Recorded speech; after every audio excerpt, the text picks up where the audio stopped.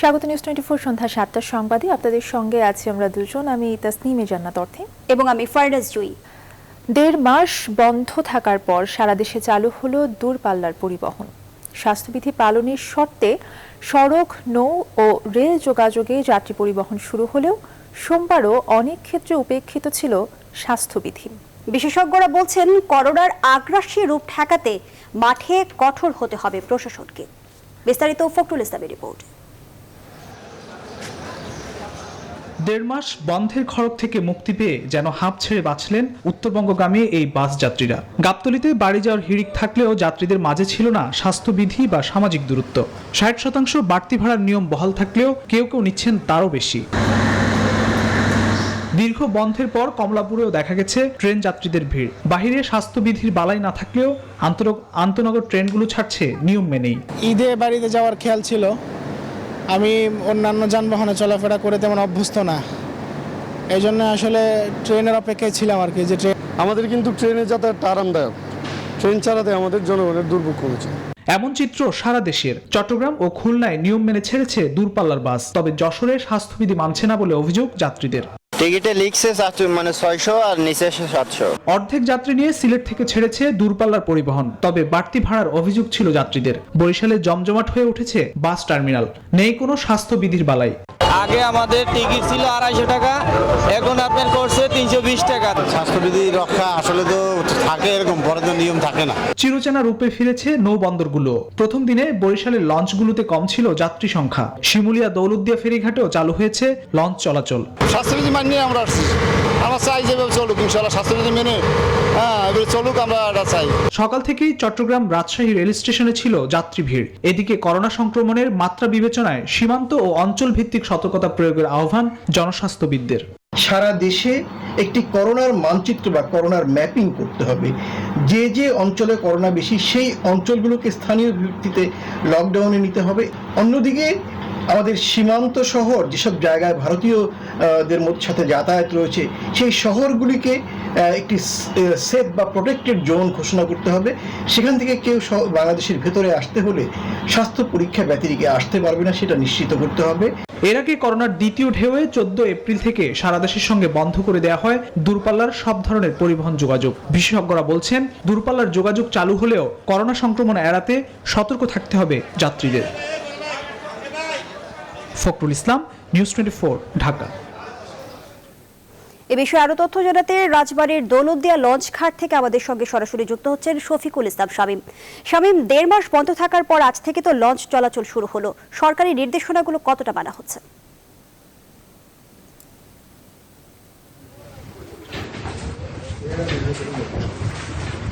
ধন্যবাদ জুই, আপনি যেমনটি জানাচ্ছেন, টানা 1.5 মাস পর কিন্তু দৌলতদিয়া পাটুরিয়া নৌরুটে কিন্তু লঞ্চ চলাচল শুরু হয়েছে। তো আমরা সকাল থেকে কিন্তু এই বিষয়টি জানানোর চেষ্টা করছি। তো এই মুহূর্তে আমি দৌলতদিয়া ঘাট লঞ্চ ঘাটের চিত্রটি দেখাতে চাচ্ছি। সন্ধ্যা থেকে কিন্তু দৌলতদিয়া লঞ্চ ঘাটে কিন্তু যাত্রী শূন্য আমরা দেখতে পাচ্ছি। এখানে কিন্তু তেমন পরিমাণ যাত্রী নাই, যে এরা কিন্তু সন্ধ্যার সময় থেকেই কিন্তু দৌলতদিয়া পাটুরিয়া নৌরুটে আমরা যাত্রী দেখতে পাচ্ছি না। একটা পর্যায়ে বলতে পারি যে সৈন্যের কোঠায় রয়েছে। দৌলতদিয়া ঘাটে কিন্তু অনেকগুলি লঞ্চ রয়েছে যে তারা পাটুরিয়ার উদ্দেশ্যে ছেড়ে যাবে, তবে যাত্রী না থাকার কারণে কিন্তু তারা এখনো পর্যন্ত দৌলতদিয়া ঘাটে রয়েছে। তো বিআইডব্লিউটিএ এবং লঞ্চ কর্তৃপক্ষ আমাদেরকে জানিয়েছেন রাত 8টার পর থেকে কিন্তু নিয়মিত এদের কিন্তু লঞ্চ চলাচল বন্ধ থাকে যাত্রী সংকটের কারণে। তবে বিআইডব্লিউটিএ এবং লঞ্চ কর্তৃপক্ষ আমাদেরকে জানিয়েছেন যে দীর্ঘ টানা 1.5 মাস লঞ্চ চলাচল বন্ধ থাকার কারণে কিন্তু দৌলতদিয়া পাটুরিয়া নৌরুটে আজ সকাল থেকে কিন্তু যাত্রীদের চাপ কম ছিল। এরা ধারণা করছেন যে এই বিষয় লঞ্চ চলাচল হঠাৎ শুরু হয়েছে, যে কারণে যাত্রীদের অবগতি না থাকার কারণেই কিন্তু হয়তো যাত্রীর সংখ্যা কম রয়েছে। তবে আগামীকাল থেকে যাত্রী বেশি আসতে পারে এই বিষয়টি তারা হয়তো ধারণা করছেন। তবে এই মুহূর্তে কিন্তু দৌলতদিয়া পাটুরিয়া নৌরুটে দৌলতদিয়া ঘাটে কিন্তু আমরা লঞ্চ ঘাটে তেমন যাত্রী দেখতে পাচ্ছি না।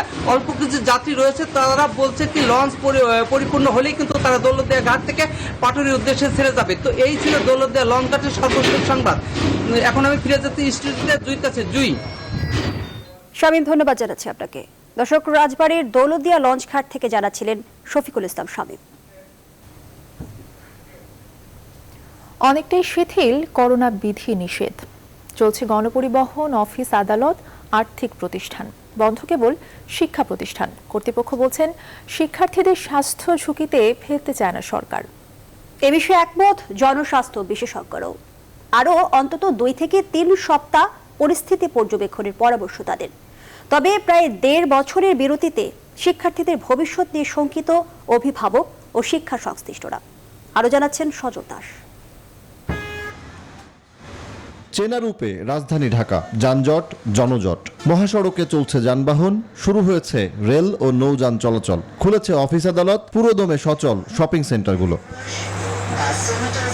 সবকিছুই যখন সচল, তখন শিক্ষা প্রতিষ্ঠান বন্ধের মেয়াদ কেবলই বাড়ছে। যদিও শিক্ষা প্রতিষ্ঠান খোলার প্রস্তুতি সেরেছে অধিদপ্তর, কিন্তু কবে চালু হবে এখনো তা অজানা। পরিস্থিতি কোন দিকে যায় আমরা তো কেউ জানি না, ফলে আগে থেকে তো বলা যায় না যে কবে আমরা শিক্ষা প্রতিষ্ঠান খুলতে পারবো।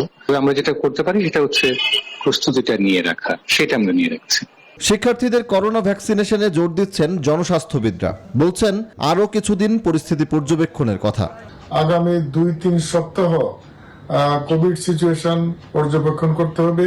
যদি সংক্রমণ কমে আসে তাহলে শিক্ষা প্রতিষ্ঠানগুলো খুলে দেওয়ার বিবেচনা করা যেতে পারে।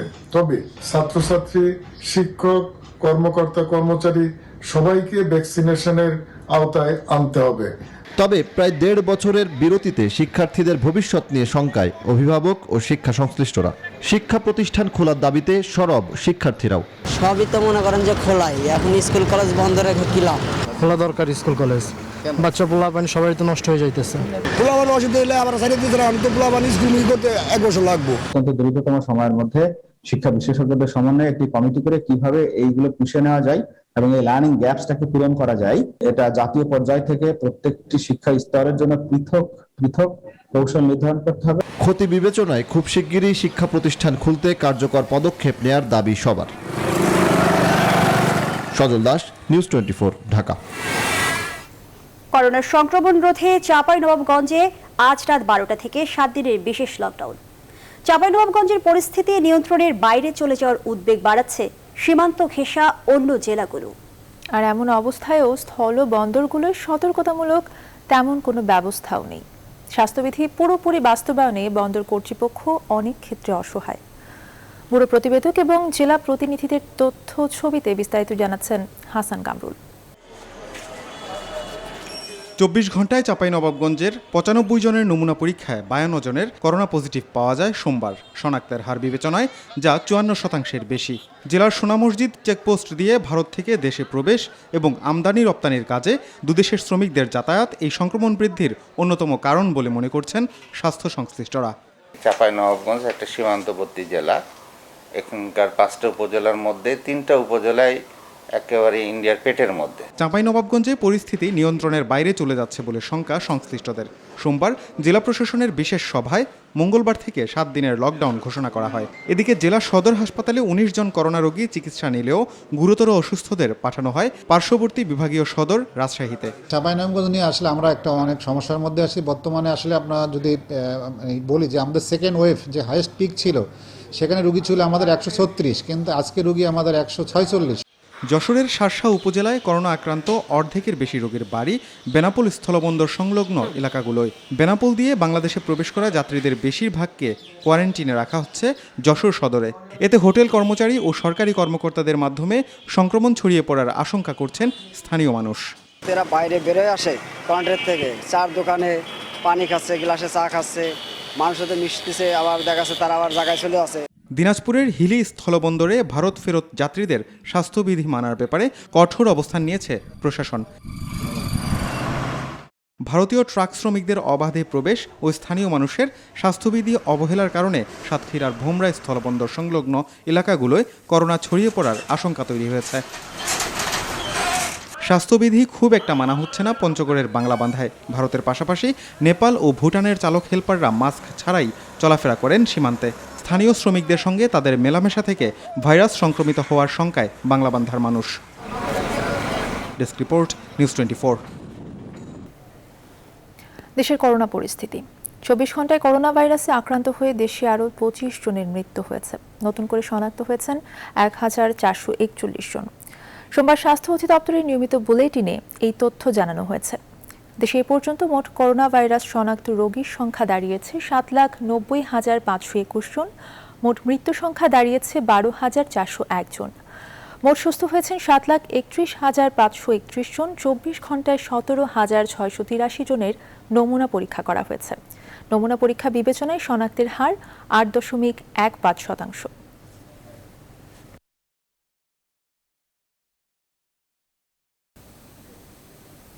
এদিকে ভারতের দৈনিক সংক্রমণ কিছুটা নিয়ন্ত্রণে আসলেও হ্রাস টানা যাচ্ছে না দৈনিক মৃত্যুতে। গেল দিনও দেশটিতে প্রাণ গেছে প্রায় 4,500 মানুষের। এ নিয়ে করোনায় ভারতের মৃত্যুর সংখ্যা 3 লাখ ছাড়িয়েছে। করোনা ভাইরাসে বৈশ্বিক মোট সংক্রমণে ভারতের অবস্থান দ্বিতীয়।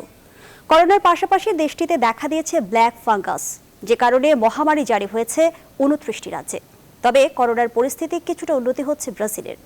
ভয়াবহ এই ভাইরাসে বিশ্বে একদিনে আক্রান্ত হয়েছে 4,67,000, প্রাণহানি হয়েছে 9,400 জনের।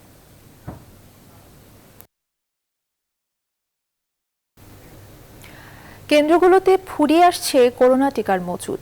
বাগে থাকা টিকা এখন প্রয়োগ করতে হচ্ছে রেশনিং পদ্ধতিতে। রাজধানীর টিকা কেন্দ্রগুলোয় কেন্দ্রভেদে 5 থেকে 15% পর্যন্ত ভ্যাকসিন গ্রহণকারীর দ্বিতীয় ডোজ অনিশ্চিত। এর মধ্যে কাল থেকে রাজধানীর 4টি মেডিকেল কলেজ হাসপাতালে শুরু হচ্ছে চীনের টিকা প্রয়োগ। রিশাদ হাসান জানাচ্ছেন বিস্তারিত। প্রায় 14 লাখ মানুষের করোনা টিকার দ্বিতীয় ডোজ অনিশ্চিত। এমন বাস্তবতায় রাজধানীর টিকা কেন্দ্রগুলোই ফুরিয়ে আসছে টিকার মজুদ। স্বাস্থ্য অধিদপ্তরের এমআইএস শাখার সর্বশেষ তথ্য মতে 4 লাখের কম টিকার মজুদ রয়েছে, যা ফুরিয়ে যাবে এই সপ্তাহের মধ্যেই। শিশু হাসপাতালের উপপরিচালক বলছেন, এ পর্যন্ত এই কেন্দ্রে দ্বিতীয় ডোজের টিকা দেওয়া হয়েছে প্রায় 85%। টোটাল যে রেজিস্ট্রেশনটা আমাদের এখানে হয়েছিল ফার্স্ট ডোজের, তো সেকেন্ড ডোজে গিয়ে দেখা গেছে যে আমরা মোর দ্যান 85% কভার করে ফেলতে পারবো আর কি বাই দিস টাইম, আর এক সপ্তাহের মধ্যে। রাজধানী সহ দেশের বিভিন্ন কেন্দ্রে এর মধ্যে বন্ধ হয়ে গেছে টিকার দ্বিতীয় ডোজ। হাতে থাকা টিকা কেন্দ্রভেদে দেয়া হচ্ছে রেশনিং পদ্ধতিতে। টার্গেটটা অনেক জায়গায় ফিল আপ হয়ে গেলে তো তাদের বন্ধ হয়ে যাচ্ছে। যে জায়গায় ভিড় বেশি ছিল অনেক বেশি দিয়েছে, তখন দেখা যাচ্ছে ওই জায়গাটা বেশি যদি থাকে, যেসব জায়গায় একদম সেন্টারে কম ছিল তারা যদি দিয়ে দেয় ভ্যাকসিনটা অন্য জায়গায়, তখন তারা পেয়ে যাচ্ছে। অক্সফোর্ড অ্যাস্ট্রাজেনেকার টিকা ফুরিয়ে গেলেও মঙ্গলবার থেকে দেশের 4টি মেডিকেল কলেজ হাসপাতালে শুরু হতে যাচ্ছে চীনের সিনোফার্মার টিকা প্রয়োগ। কালকে কিন্তু 4টা medical college, Suhrawardy medical college, Dhaka medical college, Salimullah, Mugda, 4টাতে কিন্তু সিনোফার্মের যে টিকা এটা কিন্তু শুভ উদ্বোধন হবে। আমরা সেভাবে প্রস্তুত আছি। পূর্বের সিদ্ধান্ত অনুযায়ী এই টিকা দেয়া হবে মেডিকেল কলেজের শিক্ষক ও শিক্ষার্থীদের। এছাড়া চীন ও রাশিয়ার কাছ থেকে টিকা পেতে তৎপরতা অব্যাহত রেখেছে স্বাস্থ্যসেবা বিভাগ। রিশাদ হাসান, নিউজ 24, ঢাকা। টেকসই এবং প্রকৃতি ভিত্তিক সমাধানের মাধ্যমে সমৃদ্ধ পৃথিবী গড়তে কমনওয়েলথকে অগ্রণী ভূমিকা পালন করার আহ্বান জানিয়েছেন প্রধানমন্ত্রী শেখ হাসিনা। সোমবার গণভবন থেকে ভিডিও কনফারেন্সে এশিয়ার আঞ্চলিক কমনওয়েলথ সরকার প্রধানদের গোলটেবিল সভায় এ আহ্বান জানান তিনি। রানী দ্বিতীয় এলিজাবেথের বড় ছেলে ওয়েলস চেলসির প্রিন্স ফিলিপ আর্থার জর্জ এ সভা আহ্বান করেন।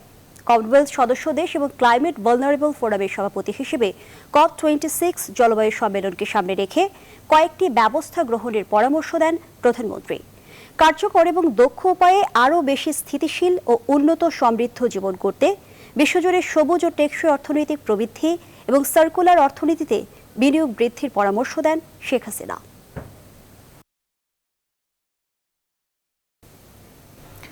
বঙ্গোপসাগরের গভীরে সৃষ্ট নিম্নচাপ যশ ঘূর্ণিঝড়ে রূপ নিয়েছে।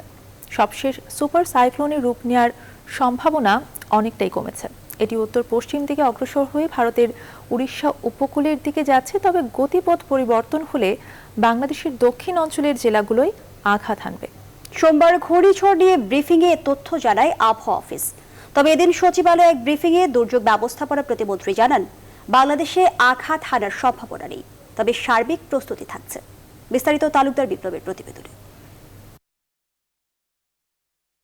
বঙ্গোপসাগরের গভীর নিম্নচাপ যশ ঘূর্ণিঝড়ে রূপ নিয়েছে, তবে সুপার সাইক্লোনে রূপ নেওয়ার সম্ভাবনা অনেকটা কমেছে। ঘূর্ণিঝড় কেন্দ্রের 54 কিলোমিটারের মধ্যে বাতাসের গতিবেগ 62 কিলোমিটার, যা ঝোড়ো হাওয়া আকারে 88 কিলোমিটার গতি বৃদ্ধি পাচ্ছে। সমুদ্র বন্দরগুলোকে 2 নম্বর দূরবর্তী হুঁশিয়ারি সংকেত দেখিয়ে যেতে বলা হয়েছে।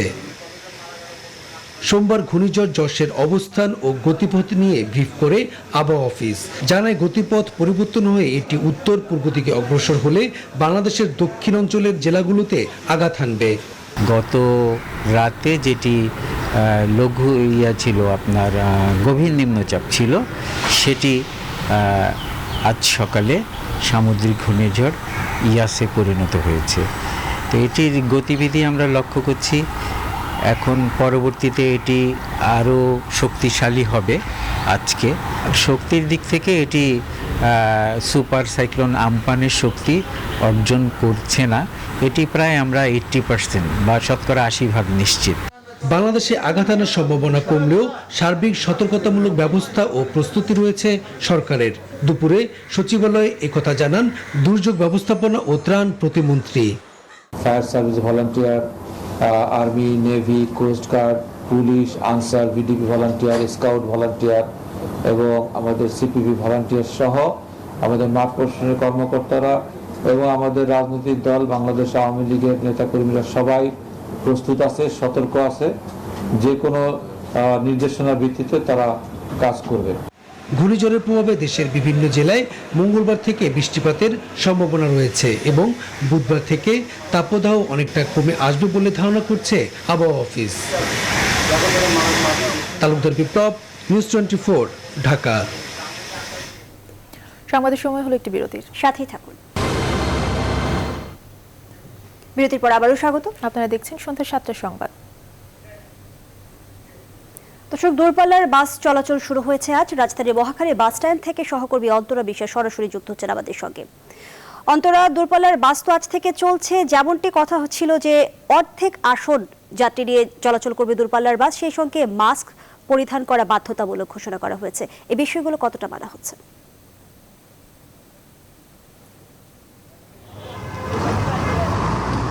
আসলে অর্ধেক যাত্রী নেওয়ার কথা, কিন্তু সেই অর্ধেক যাত্রীও পাচ্ছেন না বাস চালক যারা রয়েছেন তারা যে কথাটি বলছেন যে আজকে প্রথম দিন সকাল থেকে এখন পর্যন্ত বাস প্রায় খালি তাদেরকে নিয়ে যেতে হচ্ছে, আবার খালি নিয়ে আসতে হচ্ছে।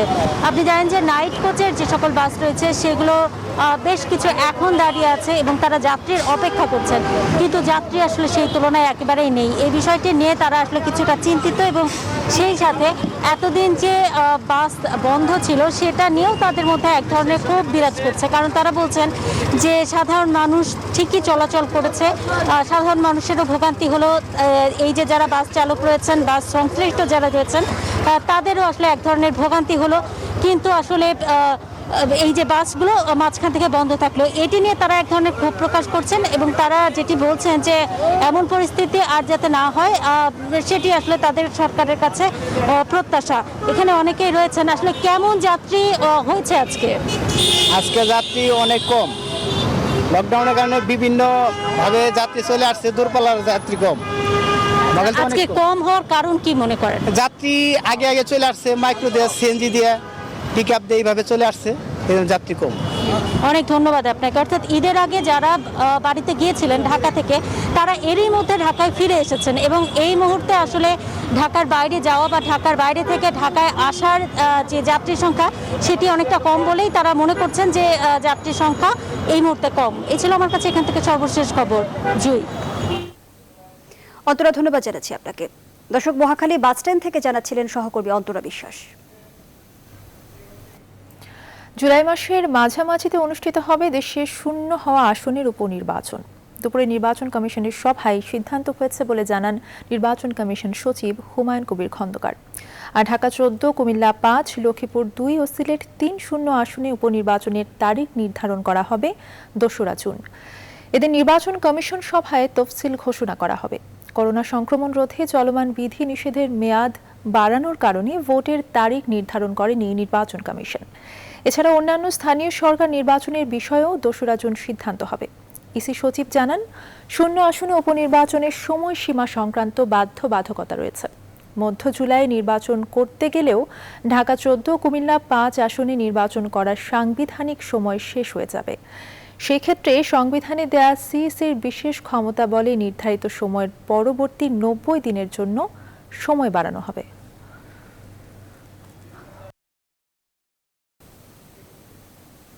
সাম্প্রতিক সব নির্বাচনে পরাজিত হয়ে বিএনপি নির্বাচনী ব্যবস্থার উপরে দায় চাপাচ্ছে বলে অভিযোগ করেছেন আওয়ামী লীগের সাধারণ সম্পাদক ওবায়দুল কাদের। সোমবার সকালে তার বাসভবনে নিয়মিত অনলাইন ব্রিফিংয়ে তিনি কথা বলেন। বলেছেন দেশের নির্বাচন ব্যবস্থা নাকি সম্পূর্ণ ভেঙে পড়েছে। দেশের নির্বাচন ব্যবস্থা আসলে ভেঙে পড়েনি, ভেঙে পড়েছে বিএনপি। আন্দোলনেও নির্বাচনে ব্যর্থ হয়ে এখন তারা সরকার ও নির্বাচন কমিশনের উপর দায় চাপাচ্ছে।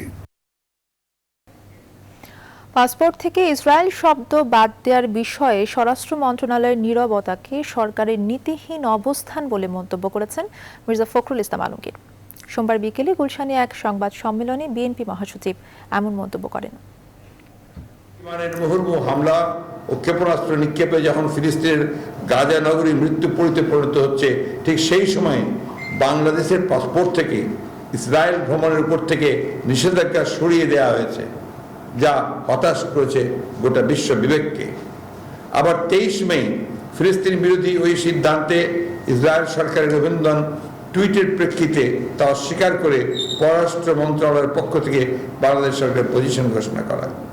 অপরদিকে স্বরাষ্ট্র মন্ত্রণালয়ের নীরবতা গোটা বিষয়ে সরকারের নীতিহীন অবস্থান বেরিয়ে এসছে। রোজেল ইসলামের মুক্তির পর মির্জা ফখরুলের বক্তব্য শুনে মনে হয়েছে এ মুক্তিতে তারা খুশি হয়নি। সচিবালয়ে মন্তব্য করেন তথ্য ও সম্প্রচার মন্ত্রী ডক্টর হাসান মাহমুদ। বলেন, ইসরায়েলের সাথে বাংলাদেশের কূটনৈতিক সম্পর্ক নেই, ভবিষ্যতে হওয়ার সম্ভাবনা নেই। ইসরায়েলের মানবতা বিরোধী অপরাধের বিরুদ্ধে বাংলাদেশের আগের অবস্থানই বহাল আছে।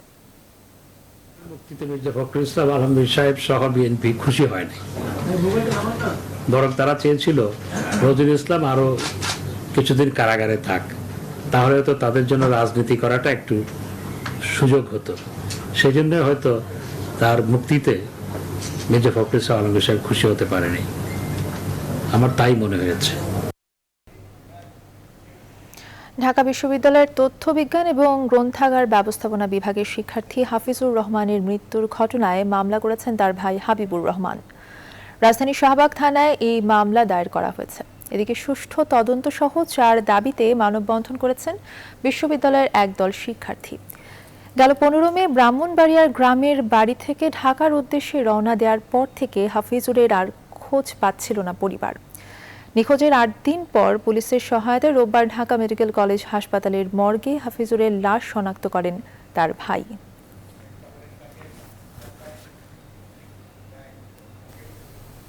ব্রাহ্মণবাড়িয়ার আখাউড়ায় স্ত্রী ডলি আক্তারকে আগুনে পুড়িয়ে হত্যা মামলার আসামি সাবি কাজলকে গ্রেপ্তার করেছে সিআইডি। সিআইডি জানায়, পারিবারিক কলহের এক পর্যায়ে কাজল স্ত্রী ডলির গায়ে আগুন ধরিয়ে দেয়। পরে চিকিৎসাধীন অবস্থায় মারা যান ডলি। এরপর থেকেই পলাতক ছিলেন কাজল। বিস্তারিত জানাচ্ছেন মাসুদা সাবল। ব্রাহ্মণবাড়িয়ার আখাউড়ার সাধারণ গৃহবধূ ডলি এখন কেবলই ছবি। গেল 13 মে ডলির স্বামী পারিবারিক কলহের এক পর্যায়ে তার শরীরে নিজের মোটরসাইকেলের পেট্রোল ঢেলে আগুন ধরিয়ে দেয়। পরে এলাকাবাসী ডলিকে উদ্ধার করে। আশঙ্কাজনক অবস্থায় শেখ হাসিনা জাতীয় বার্ন অ্যান্ড প্লাস্টিক সার্জারি ইনস্টিটিউটে ভর্তি করা হয় দগ্ধ ডলিকে। গেল 18 মে সেখানেই চিকিৎসাধীন অবস্থায় মারা যান। পরদিন ডলির ভাই আখাউড়া থানায় কাজলের বিরুদ্ধে হত্যা মামলা করেন। ডলির মৃত্যুর পর থেকেই পলাতক ছিলেন কাজল। রোববার মধ্যরাতে তাকে জাফলং থেকে গ্রেফতার করে সিআইডি। এ বিষয়ে সোমবার দুপুরে কেন্দ্রীয় কার্যালয়ে সংবাদ সম্মেলনে বিস্তারিত জানায় তারা। কাজল ভুঁইয়ার বক্তব্য হচ্ছে, সে ঝগড়াঝাটির এক পর্যায়ে তার মোটরসাইকেল বাইরে মোটরসাইকেল পার্ক করা ছিল, মোটরসাইকেল থেকে পেট্রোল তার স্ত্রীর শরীরে ছিটিয়ে দিয়ে গ্যাস লাইটার দিয়ে আগুন ধরিয়ে দেয়। ওই দিনই ঢাকা নিয়ে আসে। কাজল মাদক ব্যবসায়ী, তার বিরুদ্ধে 13টি মাদক মামলা সহ 19টি মামলা রয়েছে বলেও জানায় সিআইডি।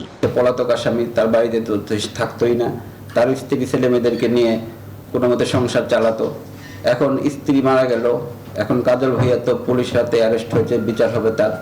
এখন তার সন্তানদের যে অবর্ণনীয় দুর্ভোগ শুরু হলো, সমাজের যেই অবক্ষয়জনিত কারণে এই সমস্ত ঘটনা ঘটে। গ্রেফতারের সময় কাজলের কাছ থেকে টয়োটা সেলুন গাড়ি জব্দ করা হয়, যেটি তার নিজের নয়। মাসুদা লাবনী, নিউজ 24, ঢাকা। সংবাদের এ পর্যায়ে নিচ্ছে আরো একটা বিরতি। সঙ্গেই থাকুন। বিরতির পরে আবারও স্বাগত, দেখছেন সন্ধ্যা 7টার সংবাদ। এবার ফার্স্ট সিকিউরিটি ইসলামী ব্যাংক অর্থ বাণিজ্য সংবাদ। বিটুমিন আমদানির নামে অর্থ পাচারের ফাঁদ। অনুসন্ধান বলছে গেল 10 বছরে বিটুমিন আমদানির আড়ালে পাচার হয়েছে প্রায় 14,000 কোটি টাকা। যোগাযোগ বিশ্লেষকরা বলছেন আমদানিতে উন্নত মানের 60 থেকে 70 গ্রেডের ঘোষণা থাকলেও পরীক্ষায় দেখা গেছে সেগুলো নিম্নমানের আলকাতরা সমতুল্য। বেশি দামের পণ্য ঘোষণা দিয়ে কৌশলে আনা হচ্ছে কম দামের পণ্য, আর এই সুযোগই ওভার ইনভয়েসিং এর মাধ্যমে প্রতি বছর পাচার হচ্ছে কমপক্ষে 1000 কোটি টাকা, এমন অভিমত অর্থনীতিবিদদের। অর্থ পাচার বন্ধে অবশ্যই আমদানিকারকদের জবাবদিহিতার মধ্যে আনতেই হবে। বিস্তারিত জানাচ্ছেন আশিকুর রহমান শ্রাবণ। বিটুমিন আমদানির আড়ালে কিভাবে মানি লন্ডারিং হচ্ছে সেটা বুঝতে হলে আগে জানা দরকার কি আমদানির কথা বলে কি ধরনের বিটুমিন আমদানি করা হচ্ছে আর তার মানি বা কেমন। বর্তমান প্রেক্ষাপটে 60 থেকে 70 গ্রেড হলো সরকার কর্তৃক নির্ধারিত আদর্শ বিটুমিন।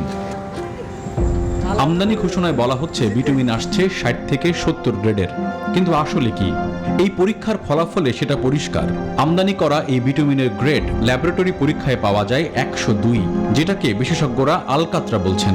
বিটুমিনের একটি ড্রামে বিটুমিনাস উপাদান থাকার কথা কমপক্ষে 99%, কিন্তু আমদানি করা বিটুমিনে আছে মাত্র 92%।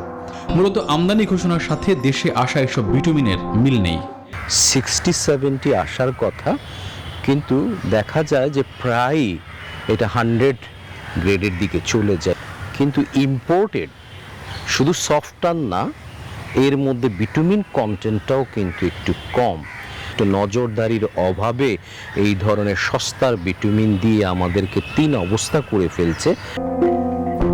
জাতীয় রাজস্ব বোর্ড সূত্রে জানা গেছে চলতি অর্থ বছরের প্রথম 9 মাসে 3,19,661 টন বিটুমিন আমদানি করেছে 42টি প্রতিষ্ঠান, যার মূল্য দেখানো হয়েছে প্রায় 1,110 কোটি টাকা। অনুসন্ধান ও বিশেষজ্ঞদের মতামত বলছে 60 থেকে 70 গ্রেডের বিটুমিনের ঘোষণায় অনেক ক্ষেত্রে আসছে 80 থেকে 100 গ্রেডের বিটুমিন। আন্তর্জাতিক বাজার দর যাচাই করে দেখা গেছে 80 থেকে 100 গ্রেডের বিটুমিনের বাজার মূল্য 150 থেকে 180 ডলারের মধ্যে ওঠানামা করে। প্রতি টন বিটুমিনের বিপরীতে বিদেশে পাঠানো হয় বাড়তি 34,000 টাকা। ফলে বিটুমিনের প্রকৃত মূল্যের বাইরে বাড়তি প্রায় 1,087 কোটি টাকা বিদেশে পাচার হয়ে গেছে বলে ধারণা সংশ্লিষ্টদের। 10 বছরে যার পরিমাণ প্রায় 14,000 কোটি টাকা। $200 দেখানো হলো, আসলে 100 টাকা দিয়ে আমি কিনে আনবো, 100 টাকা আমার ওইখানে বিদেশে পাচার হয়ে গেছে। এইটা ওভার ইনভয়েসিং এর মাধ্যমে ইম্পোর্টের সময় হয়। কর্তৃপক্ষের দায়িত্ব হচ্ছে যে বিটুমিনের কোয়ালিটিটা চেক করা। সেখানে বিটুমিনের কোয়ালিটি খুব খারাপ। এই কোয়ালিটির বিটুমিন বাংলাদেশে ব্যবহার করা হয়, পৃথিবীর অন্য কোনো দেশে কিন্তু অ্যালাউই করবে। চট্টগ্রাম কাস্টমস হাউসের তথ্য মতে 2019-20 অর্থ বছরে আমদানি করা বিটুমিনের পরিমাণ ছিল 3,80,275 টন। সংশ্লিষ্টরা বলছেন গ্রেড ভেদে মূল্য অনেক রকম হলেও সব মানের বিটুমিনের ডিউটি একই। এই সুযোগ কাজে লাগিয়ে অল্প দামে নিম্নমানের বিটুমিন এনে উন্নত মানের বিটুমিন উল্লেখ করা হয়। বিদেশে টাকাও পাঠানো হয় উন্নত মানের দর অনুযায়ী। বাংলাদেশ দেশ হিসেবে ক্ষতিগ্রস্ত হচ্ছে, একজন ব্যক্তি লাভবান হচ্ছে, নির্দিষ্ট একটা গোষ্ঠী, এবং তারা এই টাকা বিদেশে পাচার করে তারা ওখানে তাদের বিলাস বহুল বাড়িঘর তৈরি করতেছে সেই দেশে।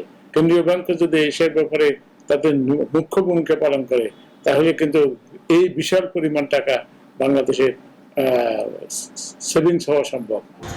সংশ্লিষ্টরা বলছেন আমদানি করা নিম্নমানের বিটুমিন ব্যবহারে ত্রিমুখী ক্ষতি হচ্ছে। একদিকে বৈদেশিক মুদ্রার অপচয়, অন্যদিকে মানি লন্ডারিং, আর 6 মাসের নতুন রাস্তার বেহাল দশা ও জনভোগান্তি। আশিকুর রহমান শ্রাবণ, নিউজ 24, ঢাকা। সময় হলো আরো একটি বিরতির, সাথেই থাকুন।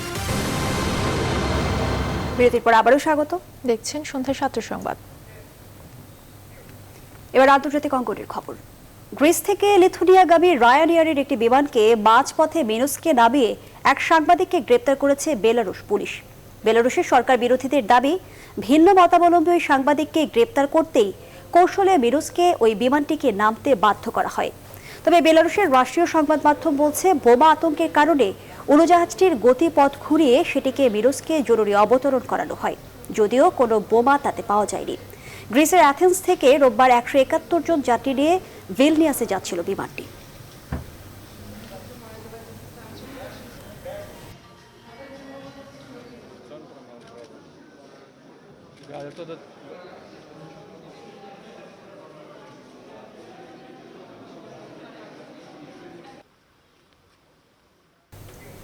জানাবো খেলার খবর। লঙ্কানদের বিপক্ষে সিরিজের দ্বিতীয় ওয়ানডেতে কাল মাঠে নামছে স্বাগতিক বাংলাদেশ। মিরপুরের হোম অফ ক্রিকেটে ম্যাচ শুরু দুপুর 1টায়। ম্যাচের আগের দিন দলগত অনুশীলন করেনি টাইগাররা। অন্যদিকে মিরপুরের একাডেমি মাঠে লঙ্কানরা নেটে অনুশীলন করলেও সেখানে ছিলেন না একাদশের বেশিরভাগ ক্রিকেটার। বিস্তারিত মাহফুজুল ইসলামের রিপোর্ট। তীব্র ও অসহনীয় গরম সঙ্গে কোভিড বাস্তবতা সব মিলিয়ে কঠিন এক সময় মিরপুরের একাডেমি মাঠে সিরিজের দ্বিতীয় ওয়ানডের আগে তাই সীমিত পরিসরের অনুশীলন সেরেছেন সফরকারী লঙ্কানরা, যেখানে ছিলেন না প্রথম ওয়ানডের একাদশের বেশিরভাগ ক্রিকেটার। সিরিজ বাঁচানোর ম্যাচ, তাই তো দ্বিতীয় ওয়ানডেতে পূর্ণ শক্তির লঙ্কান একাদশ দেখার অপেক্ষায়। প্রথম ওয়ানডের আগে কোভিড বাস্তবতায় টালমাটাল পরিস্থিতি সামলে মাঠের ক্রিকেট চলমান রাখলেও দ্বিতীয় ম্যাচের আগে সাবধানী লঙ্কান টিম ম্যানেজমেন্ট। মাঠে ছিল না সাংবাদিকদের সঙ্গে কোনো আনুষ্ঠানিক সেশন। দ্বিতীয় ওয়ানডের আগে লঙ্কান একাদশে পরিবর্তনের আভাস দেখা যেতে পারে বাড়তি এক স্পিনিং অলরাউন্ডার। কোভিড পরিস্থিতি ও তীব্র গরম বিবেচনায় এদিন কোনো অনুশীলন করেনি বাংলাদেশ দল। আইসিসি ওয়ানডে সুপার লিগের গুরুত্বপূর্ণ সিরিজ টাইগারদের 3 ম্যাচে পূর্ণ পয়েন্ট পেলেই টাইগাররা চলে যাবে টেবিলের শীর্ষে। ম্যাচ বাই ম্যাচ পরিকল্পনা টিম ম্যানেজমেন্টের। প্রথম ওয়ানডেতে মুস্তাফিজের কাফ মাসেলের টানের ফলে খুলে যেতে পারে তরুণ পেসার শরীফুলের ভাগ্য। মন থেকে যাচ্ছিলাম এবং এফোর্ট দিচ্ছিলাম যতটা পারে নিজে থেকে, কারণ এটা বাংলাদেশের জয়ের খুব দরকার ছিল। তো ইনশাল্লাহ সেটা ভূমিকা কিছুটা নিজে রাখতে পেরেছি, সেই জন্য আমি খুবই খুশি। আর হাসানাঙ্গা যেহেতু ওর সাথে আমি আন্ডার-19 ওয়ার্ল্ড কাপ খেলেছি, তো কিছুটা হলেও চিনি। ও অবশ্যই ভালো ব্যাটিং করেছে, তারপর উইকেট বুঝে ফিল্ড সেট আপ করে ওকে আসলে উইকেটটা নিতে পেরে খুবই খুশি আমি। 3 ম্যাচ ওয়ানডে সিরিজে 1-0 ব্যবধানে এগিয়ে আছে বাংলাদেশ। মাহফুজুল ইসলাম, নিউজ 24, ঢাকা। নিউজ 24 সন্ধ্যার সংবাদ এ পর্যন্তই।